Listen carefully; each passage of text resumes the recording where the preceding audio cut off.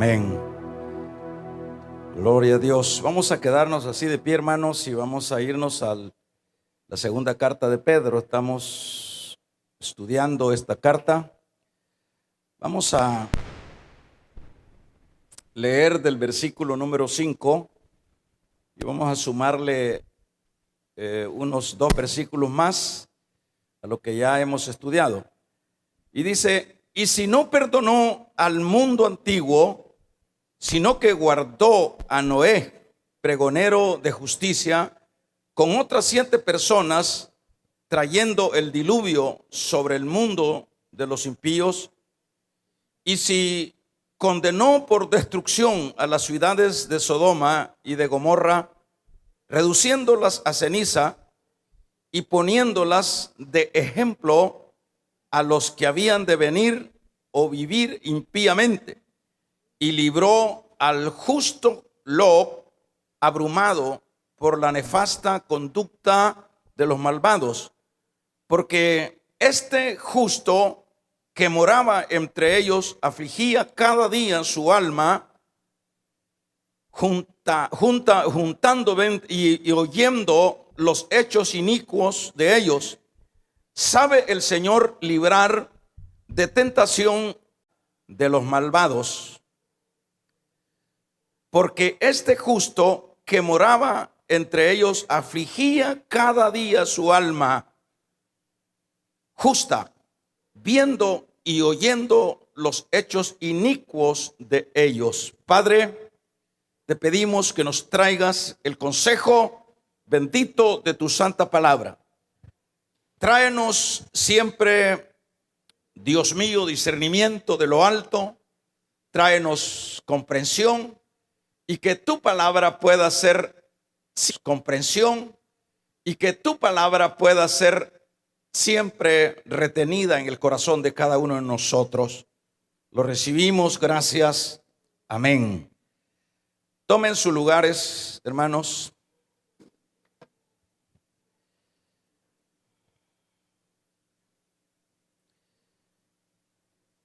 El ejemplo de juicio para los impíos. El ejemplo del juicio para el mundo impío. Vamos a ir corriendo. Primeramente,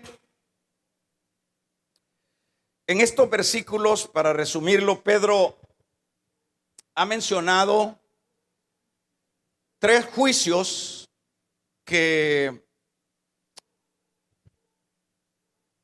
el apóstol los trae a mención en el contexto de las cosas que estaban sucediendo en el tiempo de la iglesia a cual se dirige Pedro. En ese tiempo específico, la apostasía estaba bastante crecida. Eso era uno de los males que la iglesia a cual Pedro se está dirigiendo estaba soportando, aparte de lo que serían las persecuciones. Pero en esta segunda carta, el énfasis sobre todo es el problema de los apóstatas. Los apóstatas siempre son aquellos que tuercen las verdades del Señor. Los apóstatas son aquellos que tratan la manera de desvirtuar las verdades de la palabra. Toman la palabra y la transversan. Toman la palabra y la usan para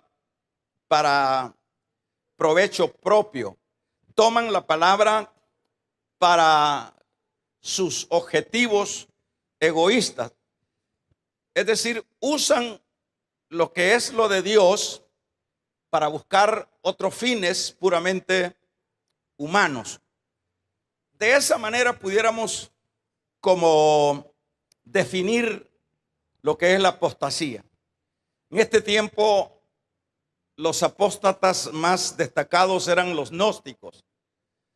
Los gnósticos tenían una doctrina herética que iba totalmente en contra de lo que es la sana doctrina que está estampada en la palabra. Por decirle algo, los gnósticos, dentro de sus creencias y lo que enseñaban era de que la persona se va a reencarnar y se va a reencarnar luego de que muere, se vuelve a reencarnar en algo. Puede ser en un animal, puede ser en otra persona, y de acuerdo a cómo se haya comportado acá, pues así va a ser la reencarnación. O sea, transversando la idea de que Cristo no se reencarnó, Cristo se hizo carne. Es decir, Él no murió para reencarnarse, Él se hizo carne para estar al nivel de nosotros, para de esa manera salvarnos, haciéndose hombre. Dice la Biblia, y el verbo se hizo carne, no se encarnó, se hizo carne para los propósitos que estoy diciendo. Pero ahí vienen los herejes y tuercen todo esto.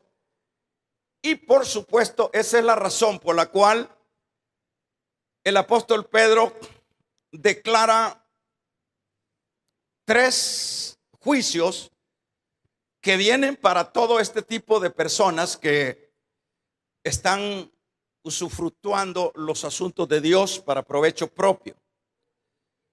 Hablamos primeramente, Pedro más bien habla primeramente del juicio de los ángeles. Si no perdonó a los ángeles, está diciendo Pedro la dimensión de los juicios de Dios. En este caso, cuando habla de los ángeles, por supuesto se está refiriendo a los ángeles caídos. Los que dice Judas en su versículo número 6, que Dios los tiene reservados para el juicio final, es decir, los tiene encarcelados. Puede ser alguna sección de todos los ángeles caídos, para entenderlo de esa manera, porque hay un montón de espíritus del mal que están activos en el mundo, pero estos están encarcelados, y están encarcelados para el juicio del Señor. Y luego dice el apóstol Pablo que Dios tampoco perdonó a los del tiempo de Noé.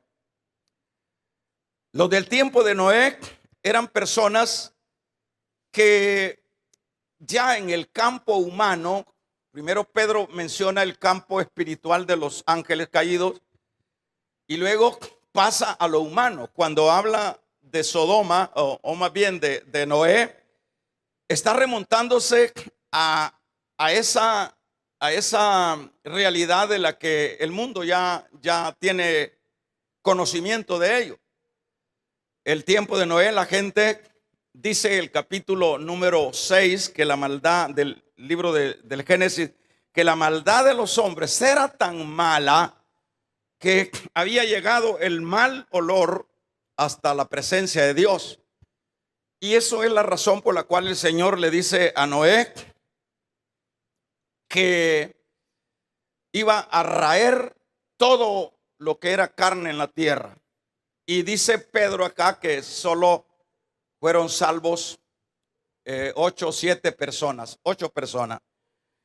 Pero luego Pedro también da la referencia de Sodoma y Gomorra, cuando está diciendo el apóstol que tampoco el Señor dejó por un lado lo que era el caso de la destrucción de las ciudades de Sodoma y Gomorra, reduciéndolos a ceniza.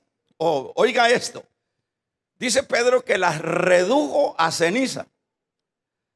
Era tanta la maldad de estos lugares o de estas personas que por ejemplo se dice por ahí de todos los arqueólogos que andan siempre buscando evidencias de asuntos así antiguos, bíblicos, etcétera.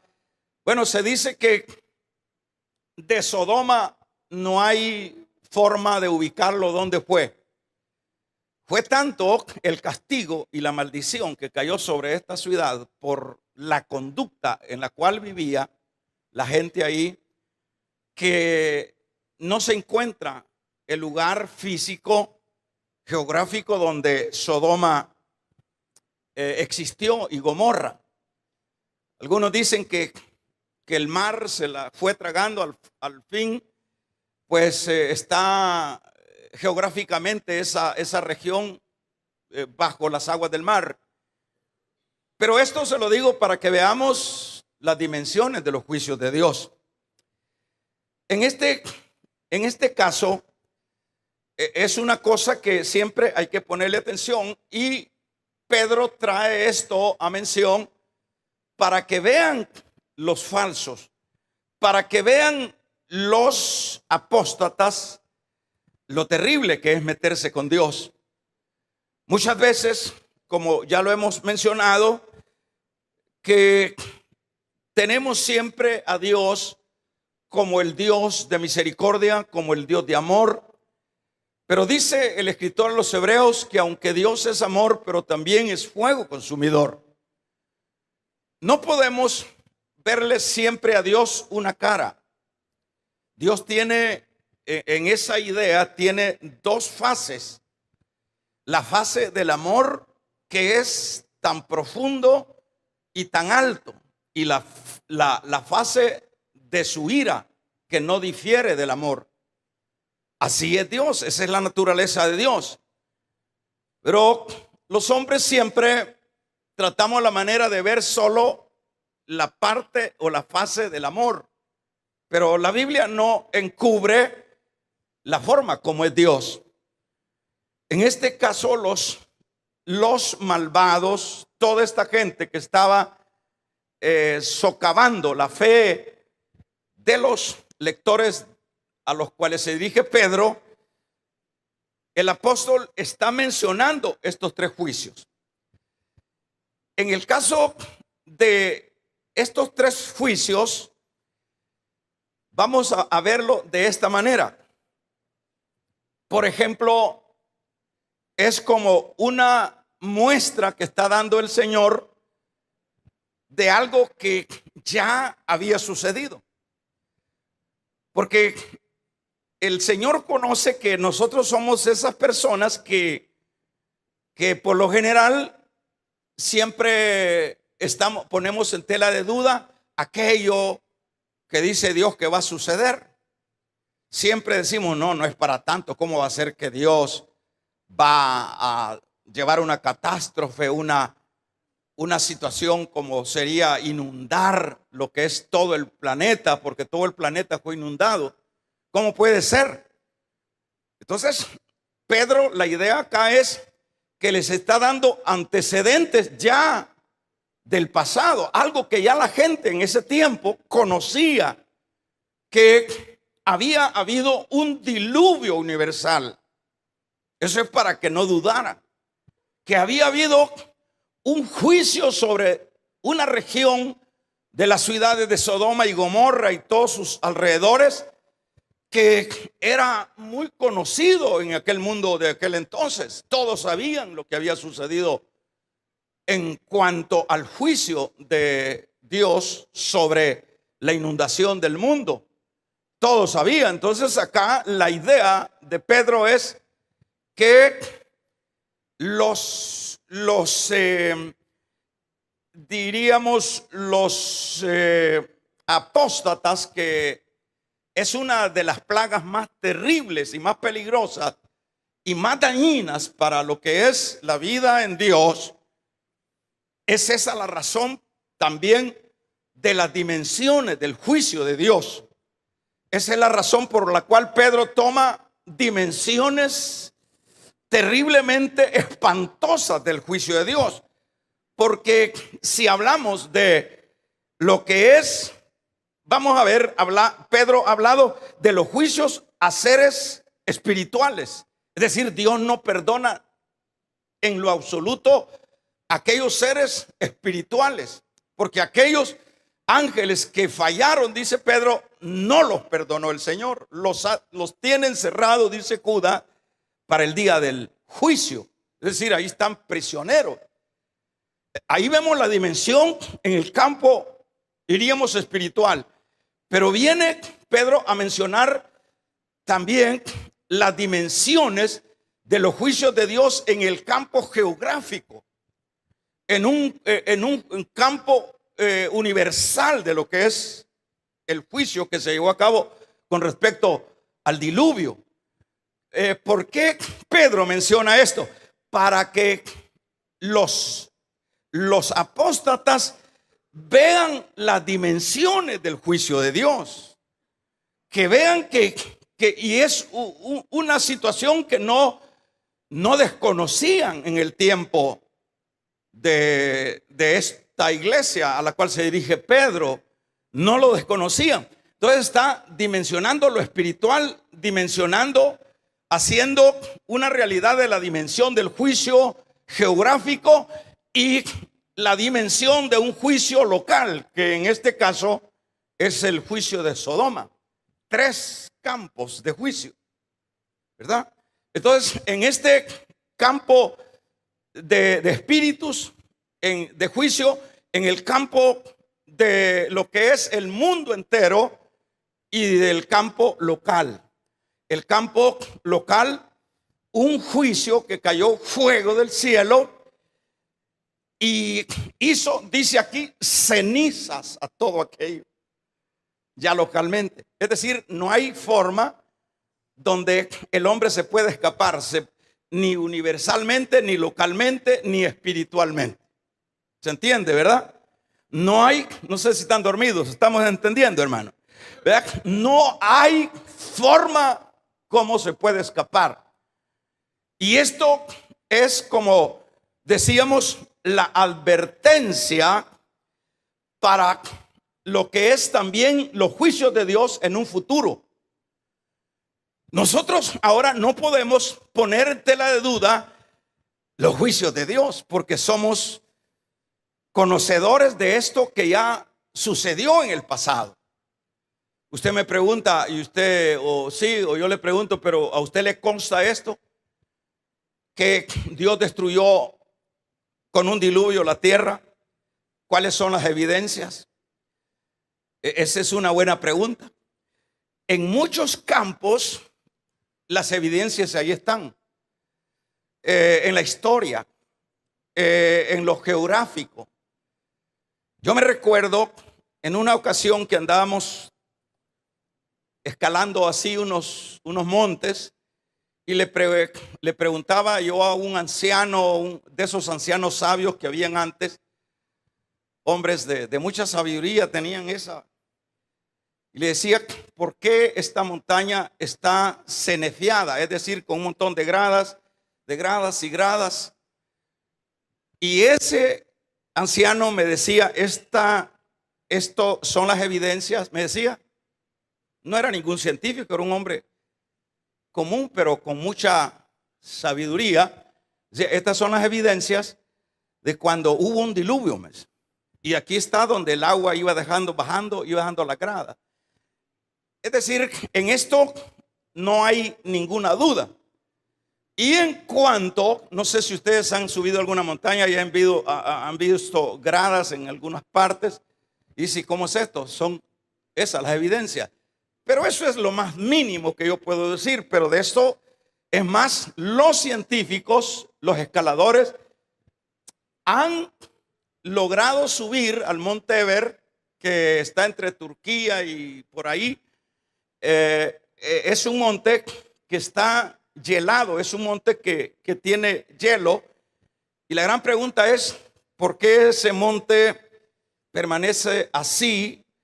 Bueno, hay personas, y esto no es una teoría, son realidades que han traído vestigios del arca de Noé. Es un gran monstruo de cajón envejecido que dado la evolución del terreno ahí, lo cubren los hielos, y hay veces que, como así como las olas del mar, quedan algunas partes descubiertas, Dios cubriendo esa evidencia y no la revela de un solo, a tal grado que los científicos les cuesta muchas veces arriesgarse a ir en esa aventura, y en algunos casos les ha ido bien, porque han logrado traer por lo menos una espía de lo que es el arca.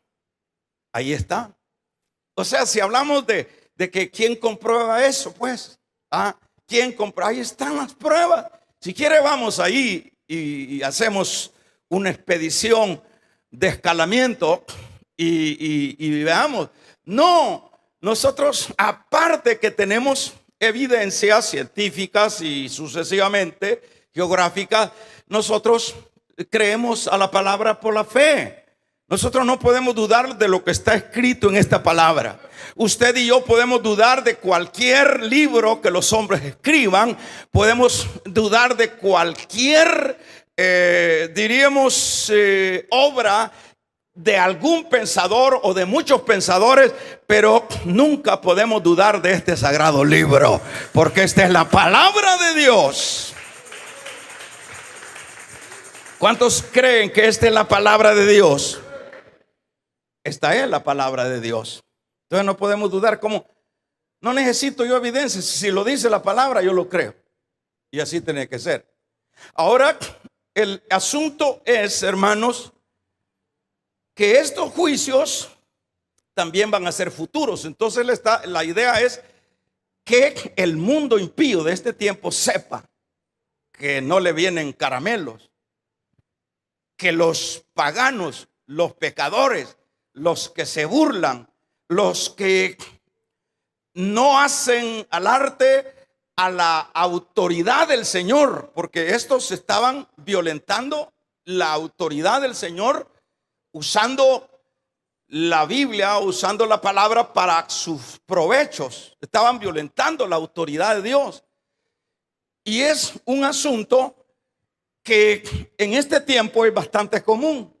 Nosotros podemos ver mucho de los que Pablo también dijo que en los tiempos finales habrán gente amadora de sí mismo, avaros. Está hablando del mundo espiritual, del mundo religioso. Habrán hombres amadores de sí mismos. Estamos hablando de pastores que están en púlpitos, amadores de sí mismos, que ocuparán lo de Dios para sus provechos. Eso no es asunto de discusión. Este es un asunto muy conocido por todos, a menos que nos hagamos nosotros los que no queremos ver.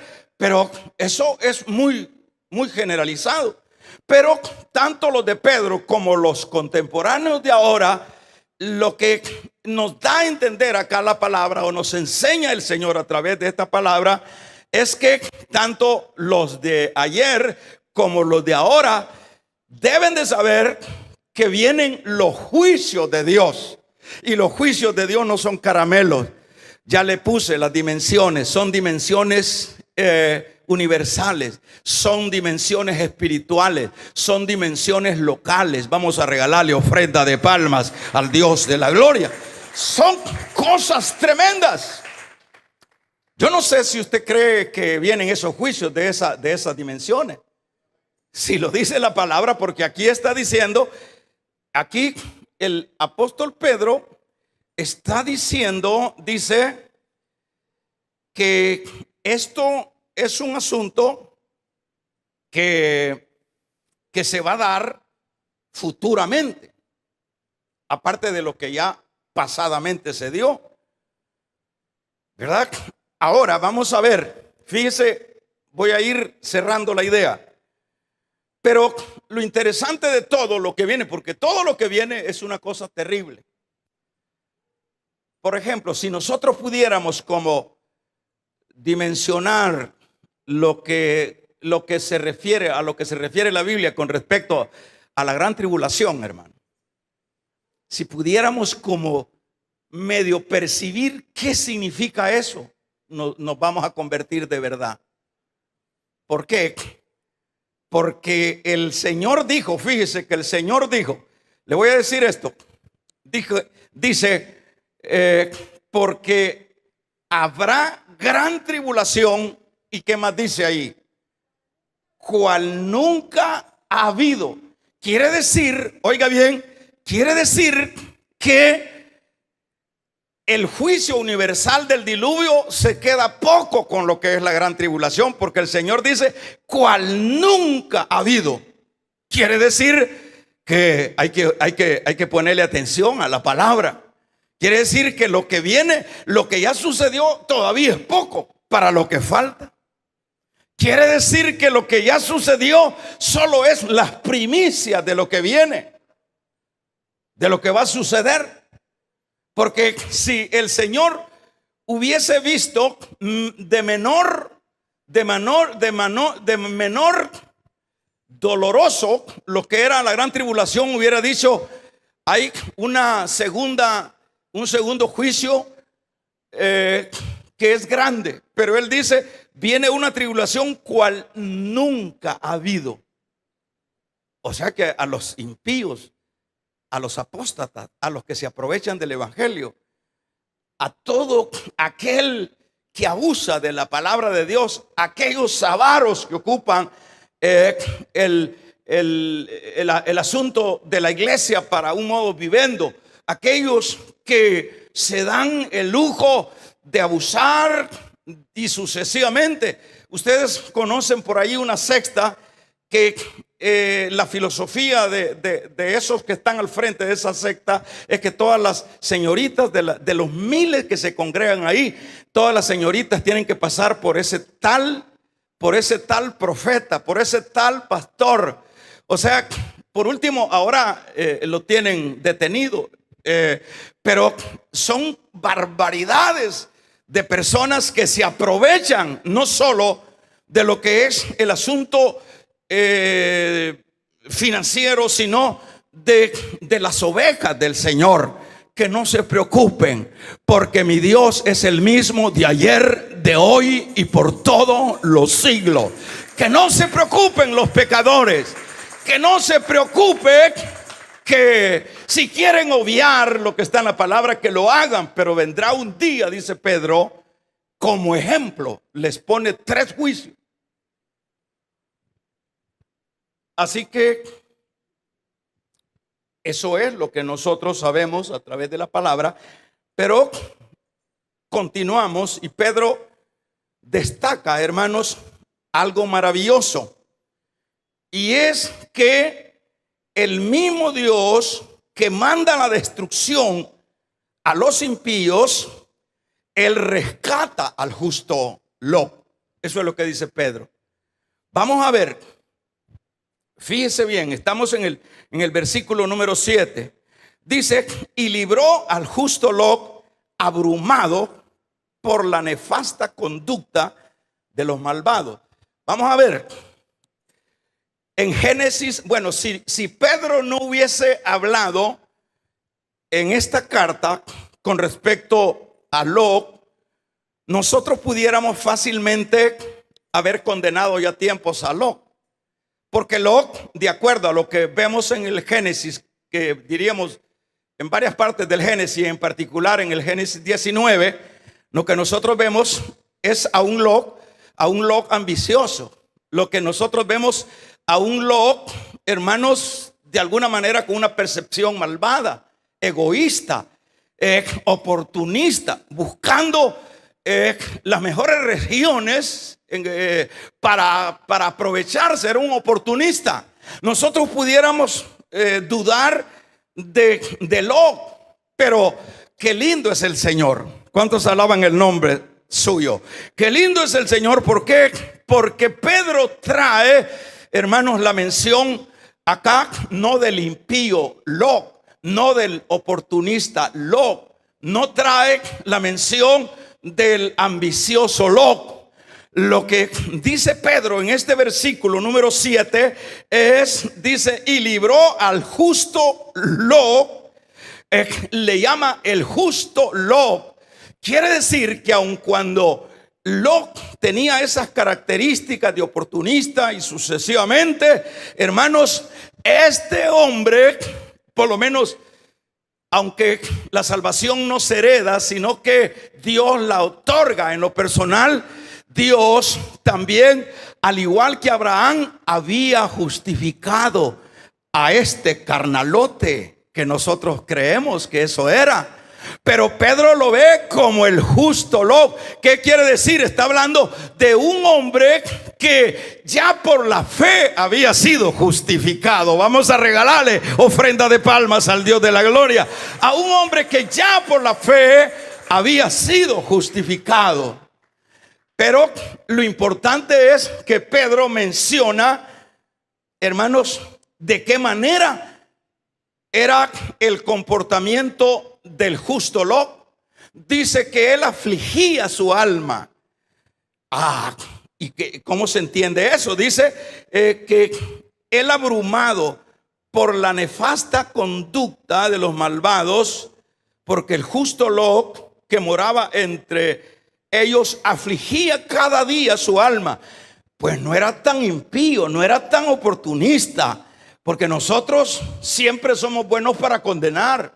Nosotros siempre somos, es decir, el ser humano siempre, hermanos, está midiendo al otro por nuestras percepciones. Pero aquí Pedro está revelando algo que es maravilloso para el entender de las Escrituras. Entonces, la forma como Pedro lo describe, era un hombre abrumado. Fíjese, entonces sí, el tal Lot, que si no Pedro hubiera dicho, lo hubiera mencionado acá, nosotros no habláramos bien de Lot. Entonces era un hombre abrumado. El justo siempre va a estar abrumado en medio de las maldades.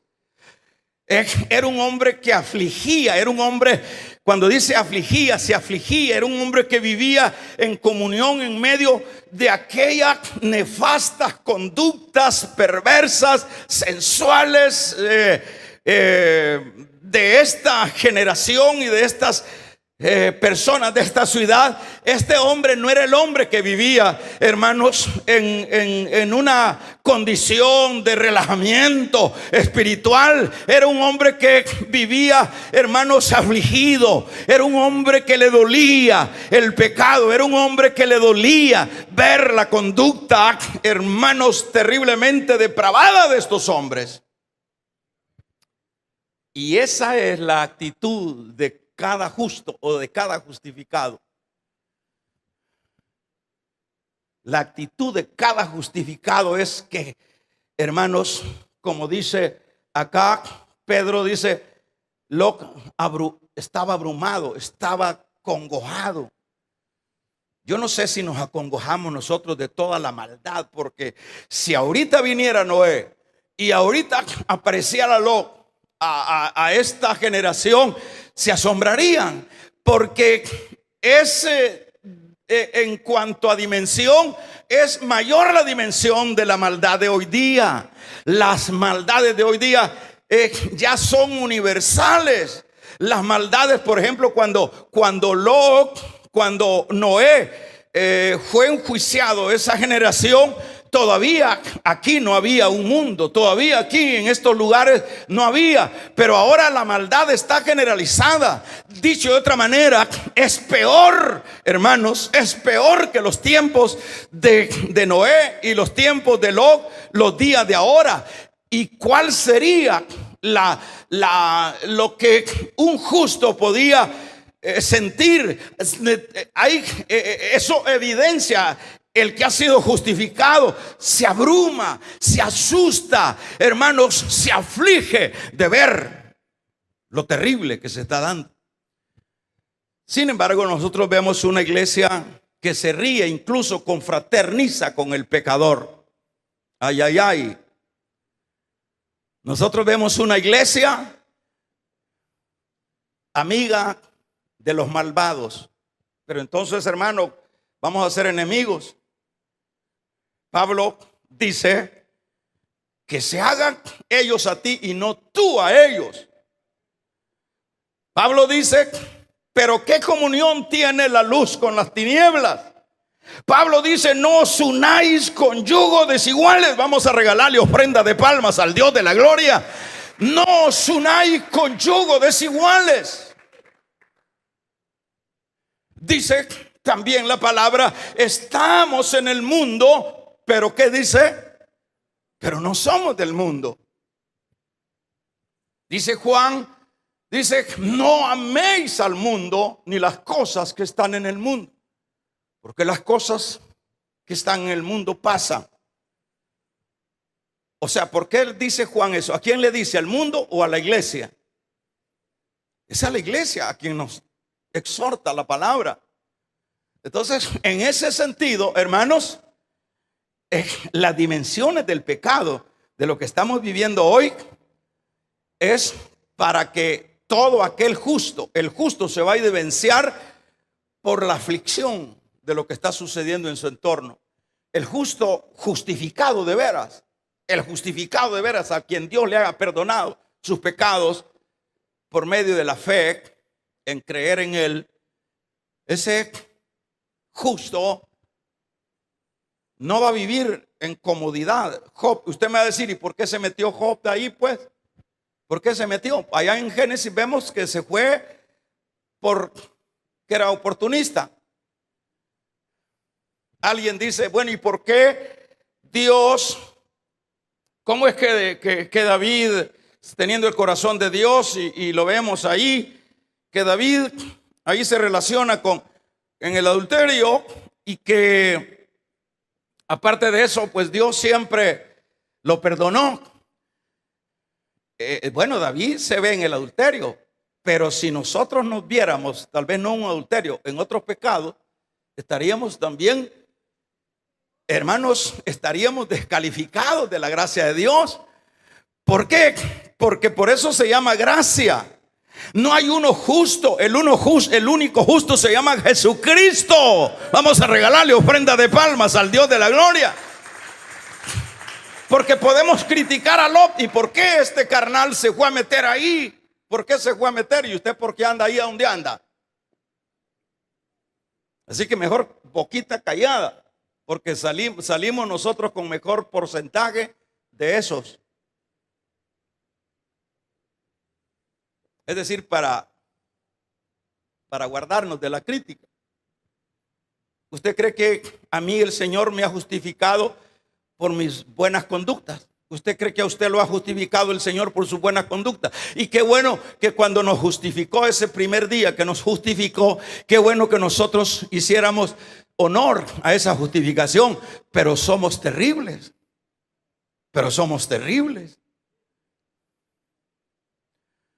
Pero dejamos mucho que desear.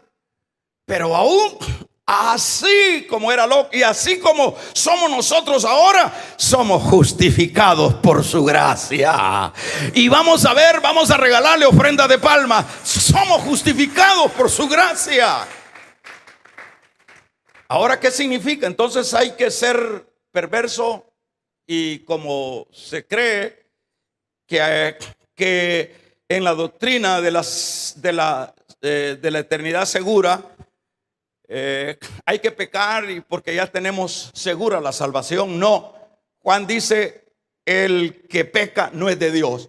¿A qué se refiere? Y allá dice también, hijitos, si alguno ha pecado, abogado tenemos. Entonces, ¿cuál es el asunto? Es que todos somos pecadores. Pecamos de hecho, pecamos de palabra. Si nosotros, por eso es que es ridículo ver a personas luchando por su salvación. La salvación ya la otorgó el Señor. ¿Lo creen, hermano? La salvación ya la otorgó el Señor. Nosotros lo que tenemos que hacer es vivir para hacer la voluntad de Él, para agradarlo a Él, pero no para salvarnos, porque Él ya nos salvó en la cruz del Calvario. Llevó todos nuestros pecados, ¿verdad? Entonces eso nosotros tenemos que saberlo. Ahora bien, vamos a ver Pedro. En este caso habla del justo Lot. que abrumado y que afligido. Pero luego dice el versículo número 10, Dios dice, el versículo 10, sabe librar al justo. Oiga esto, interesante. Dice el verso 9, sabe el Señor librar de tentación a los piadosos y reservar a los justos para ser, vamos a ver, y reservar a los justos para ser castigados en el día del juicio. Así es, pero no, estoy leyendo mal. Así que vamos a comprar unos nuevos anteojos. ¿Sabe el Señor librar de tentación a los piadosos? A los piadosos. Punto. Coma. Y reservar a los injustos para ser castigados en el día del juicio. Bueno, ¿qué quiere decir esto? Lo que quiere decir que luego que Pedro destaca el amor de Dios, como Dios va a desencadenar un juicio espantoso contra todo lo que es malo, todo lo que es contrario, pero también destaca que Dios sabe librar a los justos, los sabe librar, y a estos justos Dios les tiene reservado lo que es el cielo. Pero no así es para los impíos. Para los impíos, dice en este caso, para los justos, pero para el castigo para los y juicio para los desobedientes, para los injustos. Vamos a ver. Por ejemplo, esto lo podemos generalizar cuando habla, sabe librar a los justos del juicio. Quiere decir, hermanos, con lo cual vamos a ir cerrando, quiere decir que si Dios está diciendo que puede liberar a los justos de lo que son los juicios, que eso es lo que hizo con Lot. Usted sabe, allá en el capítulo 19, que Lot se oponía, pero como ya estaba justificado, y eso simboliza a la iglesia del Señor. Eso tipifica la iglesia del Señor. La iglesia del Señor estaba, Lot estaba renuente, era un justo, pero estaba renuente, estaba como arraigado, y si hacemos una comparación con la iglesia de hoy, ¿acaso no estamos bastante arraigados también nosotros? Pero ahí nos muestra Dios que los ángeles arrastraron a Lot, lo sacaron del pelo, lo sacaron. Pero los justos siempre dan evidencia, y la evidencia de Lot es que cuando le dijo el Señor, no mires tras ti, Lot no vio tras de él, fue obediente. Aún con nuestras actitudes que dejan mucho que desear, el justo siempre va a diferenciarse del impío. El justo, en este caso, es obediente. Vemos el caso de Lot. Fue obediente aun cuando la condición en la que lo sacaron fue violenta, digamos, pero se mantuvo para no ver hacia atrás. Y eso es precisamente lo que sucederá también con los justos en el día postrero de los juicios de Dios. Dice, por ejemplo, el libro de Apocalipsis en su capítulo número 3, versículo número 10, nos habla y dice, por cuanto ha guardado la palabra de mi paciencia, yo también te guardaré de la hora de la prueba que ha de venir sobre el mundo entero para probar a los que moran en la tierra.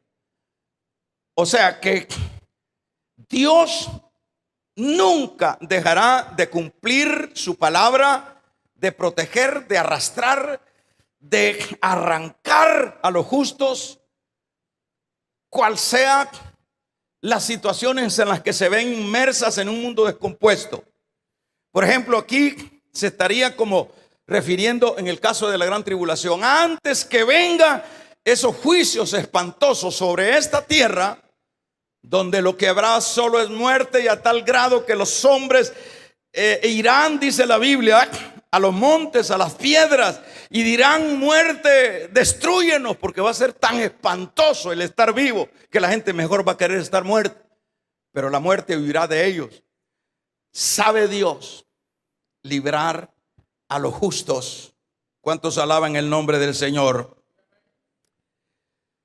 Quiere decir, hermanos, que necesitamos comprender lo que es la severidad de Dios y lo que es la bondad de Dios. La severidad de Dios será para todo lo malo. La bondad de Dios será para todo aquello que Él ha justificado. ¿Estamos de acuerdo? Mientras los impíos, hermanos, están encarcelados ahorita por sus pecados, están encerrados, como dice el proverbio, que el buey se engorda para el matadero. Se están engordando ahorita. Por eso no hay, sería, hermanos, no sería Dios si Dios perdonara a Hitler. Si Hitler no pasa por el fuego eterno, no habría justicia en Dios. Dios tiene que justiciar al pecador. Pero también Dios ha prometido bendecir al justo. Vamos a regalarle ofrenda de palmas al Dios de la gloria. Dios, usted cree que todas las atrocidades que han hecho los malvados en esta tierra, y ahora hasta les hacen su rezo y los becan para el cielo y le dicen: vaya a descansar el alma de don Hitler. ¿Cómo? ¿Cómo va a soportar eso Dios? Dios tiene, el pecado tiene encarcelado a todos los impíos para el día malo. Pero también Dios tiene reservado, Dios primeramente tiene un plan de rescate para los justos, y luego tiene un plan de gloria para los justos. ¿Qué es lo que Pedro le está diciendo a sus lectores? Así que esfuércense, ese es el mensaje: esfuércense, porque de todos modos, todos los impíos ya saben lo que les va a pasar, pero también haciéndoles la mención de un justo que se llama Lot, también entiendan que todo justo no tiene pérdida en esta tierra, que todo justo, ese es el mensaje al final. Nosotros, ¿qué es lo que tenemos que hacer? ¿Qué es lo que tenemos que hacer nosotros? Esforzarnos, hermano. Lo que tenemos que hacer es luchar. Nosotros tenemos que aborrecer el pecado. No confraternicemos porque tenemos problemas. Nosotros desliguémonos. Oremos por este mundo perdido. Amén, amén. Oremos por este mundo perdido, ¿verdad? Pero no abracemos, no nos contaminemos, no confraternicemos con este mundo. Estamos, como dice Juan, en este mundo, pero no somos de este mundo. Usted y yo ya tenemos un pasaporte visado. Usted y yo ya tenemos una visa celestial. Pablo dice a los filipenses: ausente del cuerpo, presente con el Señor. O sea que el trabajo nuestro en este caso es saber, hermanos, que vale la pena, que es maravilloso y vale el agradecer constantemente a Dios por habernos justificado. Usted y yo, si ahora se diera el inicio de la gran tribulación, usted y yo no vamos a estar ahí. Y está súpermente documentado en la palabra que no vamos a estar ahí. Sabe Dios librar a los justos. Y por cuanto has guardado la paciencia de mi palabra, yo también te libraré de la hora de la prueba. Y quien dice eso no es un político. Quien dice eso es Dios. ¿Qué es lo que tenemos que hacer? Suéltese, borre todas esas pornografías que tiene. Deje de practicar palabras inadecuadas de un creyente. Hable como un creyente. Pónganse de pie. Hablemos como justos. Hablemos como redimidos.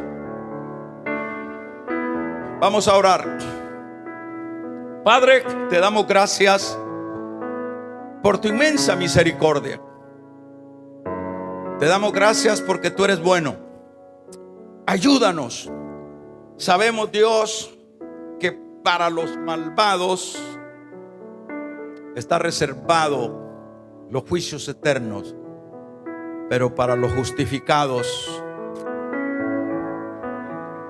está reservado lo que es tu gloria. Eso lo dice tu palabra. Gracias, Dios.